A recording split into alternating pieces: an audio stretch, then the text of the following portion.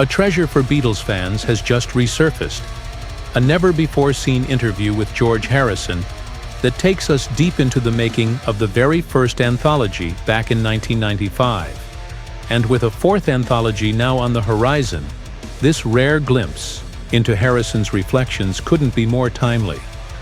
Often called the philosophical Beatle, Harrison opened up about the massive Anthology 1 project, which spanned 60 tracks and even introduced Free as a Bird, the first brand new Beatles song in 25 years. The surviving members, Harrison, Paul McCartney, and Ringo Starr, dug back through the archives all the way to their earliest days as the Quarrymen.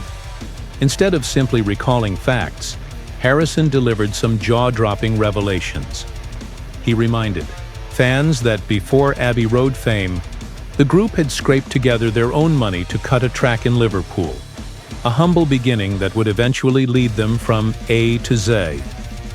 But the deeper they dug, the tougher the journey became. Harrison revealed that most early recordings were in mono, with outtakes tossed away long before anyone believed the band was destined for greatness. Imagine sifting through history, only to find most of it had already been lost. One of the most shocking throwbacks? The infamous Decca Records rejection. While audition tapes survived, the Beatles themselves were turned down in favor of Brian Poole and the Tremolos. Harrison couldn't help but laugh at what's now considered one of the biggest mistakes in music history. Guitar groups are on the way out, Mr. Epstein. The memories didn't stop there. From the first sessions at Abbey Road, when Pete Best was still on drums, to the legendary Love Me Do recordings where Ringo was sidelined by a session drummer, Harrison recalled it all with wry humor. And yes, there's even a version with Pete Best that fans have never officially heard. Not all memories were so lighthearted. Harrison described walking into a session with a black eye after angry Liverpool locals protested Best's departure.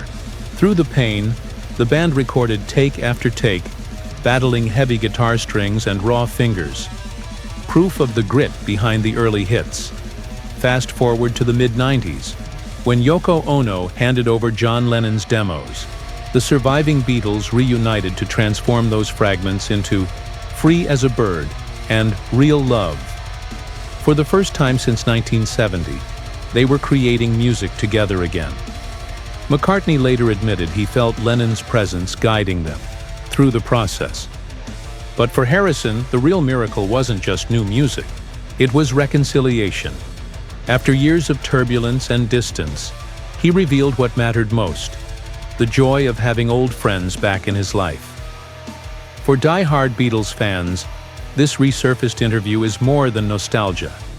It's a time capsule of laughter, struggle, and reunion. And with the next anthology on the way, Harrison's words feel like a reminder that even after heartbreak and history, the music and the friendship will always find a way back.